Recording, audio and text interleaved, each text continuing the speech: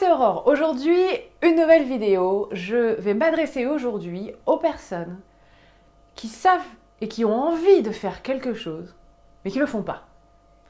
Je ne sais pas si c'est ton cas, mais en général, honnêtement, c'est le cas de tout le monde. On s'est toujours retrouvé dans cette situation de se dire « Ah, j'aimerais tellement lancer mon activité. J'aimerais tellement manger moins, perdre du poids. J'aimerais tellement faire du sport, etc. etc. » Et il y a plein d'autres exemples comme ça. Et je suis sûre que tu t'es déjà retrouvé dans un exemple comme ça, de dire j'aimerais tellement faire ceci, et j'aimerais, tu vois, c'est même pas il faut, des fois il y a le il faut, mais c'est j'aimerais, mais je le fais pas. Pourquoi je le fais pas? Et je voulais faire cette vidéo aujourd'hui parce que très souvent ce sont les gens aussi qui, alors ils arrivent en coaching, ils me disent voilà, j'aimerais faire ça mais je le fais pas.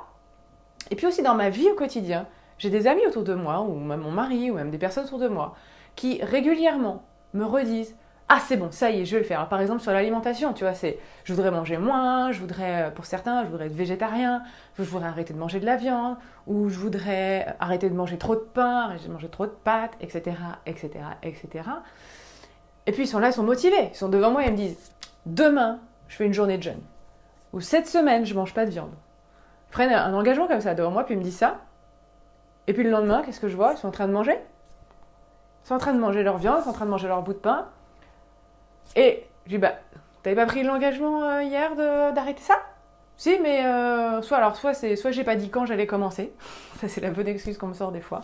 Ou alors c'est, ouais, mais en fait, là, ça va pas aujourd'hui parce que, je sais pas, il y a toujours une bonne excuse. Peu importe de l'excuse, je vais pas vous les trouver. Il y en a déjà plein, vous les connaissez. Donc, ça va durer. Puis, en fait, la personne continue à manger son pain, continue à manger sa viande, etc., etc.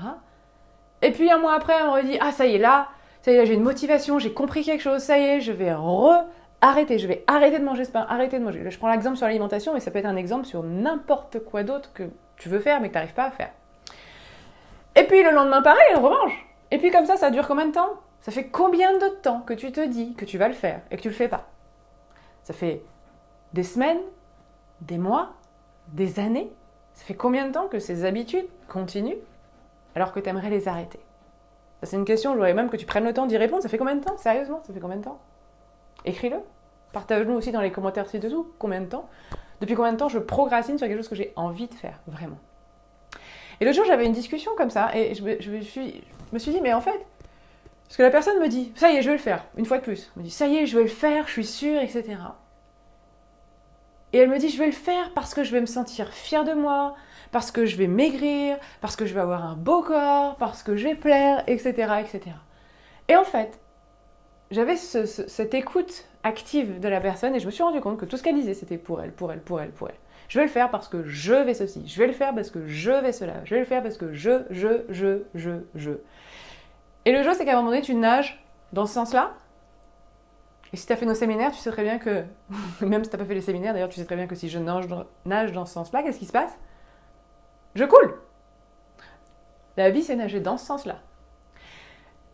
Quand il y a quelque chose à faire qui nous fait sortir de notre zone de confort, puisque par définition, si ce n'est pas ton habitude du quotidien, si tu veux changer cette habitude, si tu vas sortir de ta zone de confort. Donc si tu veux faire ça, il te faut une motivation qui est 1000 fois supérieure à celle que tu utilises à présent. Et jusqu'à présent, tu utilisais toi.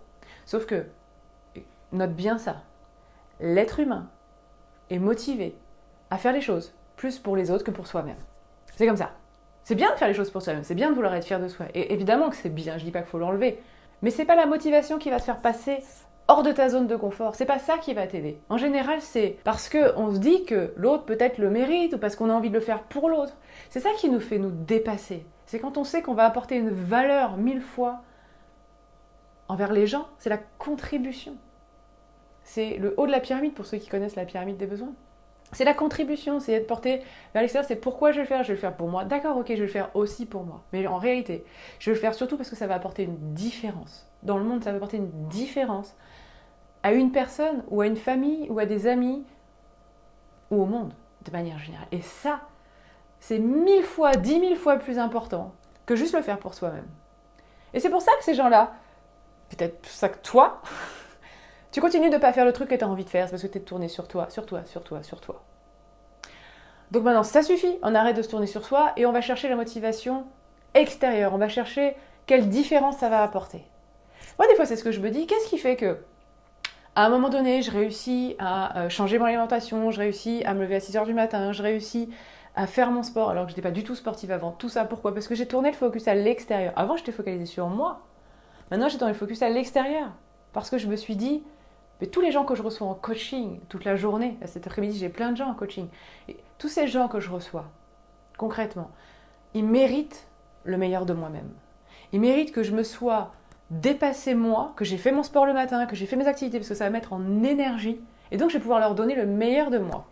Si le matin je me lève à 10 h, que je prends mon rendez-vous à 11 h 10 et qu'avant j'ai mangé un espèce de petit déjeuner avec 3 pains au chocolat et 4 croissants, bon, j'exagère un peu, voilà, je vais être à 10%, si j'ai vraiment pris ce petit déjeuner-là, je vais être à 10% de mes capacités. Et est-ce que la personne en face, elle mérite ça? Mais certainement pas. Elle veut le meilleur. Moi, ce qui va me motiver, c'est de lui apporter le meilleur. Pourquoi? Parce que je vais lui apporter une vraie différence dans son monde à elle. Et c'est ça qui me motive le matin à me lever, à faire mon sport, etc. etc. C'est pareil dans ton couple.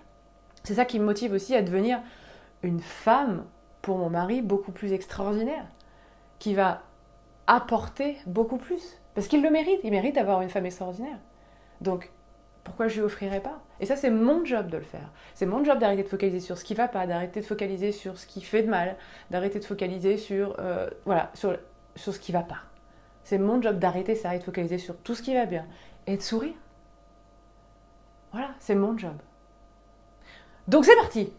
Vidéo un petit peu longue, qui est passionnante, qui me prend au trip quand j'en parle. C'est parti. Tu vas nous partager dans les commentaires ci-dessous. Jusqu'à présent, si on n'en prend qu'un seul, quelle est la seule chose que tu aimerais vraiment faire et que ça fait des années que ça traîne, mais que tu n'arrives pas à faire et que tu aimerais vraiment, c'est pas juste il faut, je dois, c'est j'aimerais vraiment le faire et j'arrive pas à passer à l'action. C'est quoi ce truc? Ensuite, sur quoi tu étais motivé avant? Qu'est-ce qui faisait que tu ne faisais pas? Parce que tu étais juste motivé, tu n'étais pas dans la contribution. Et la motivation, ça dure que quelques instants. Tu vas lire quelque chose dans un livre, tu vas parler avec quelqu'un, hop, tu vas être motivé, donc tu dis ouais, c'est bon, je vais le faire. Mais qu'est-ce que tu fais toujours pour toi, tu le fais pas. Et c'est ça la motivation. C'est pour ça que la motivation, elle est nécessaire, mais elle n'est pas suffisante. Derrière, c'est la contribution qui va te faire perdurer, qui va te faire sortir de ta zone de confort. Ok? Donc, juste à quoi tu étais motivé avant? Qu'est-ce qui fait que tu ne le faisais pas finalement? Tu étais focalisé sur quoi?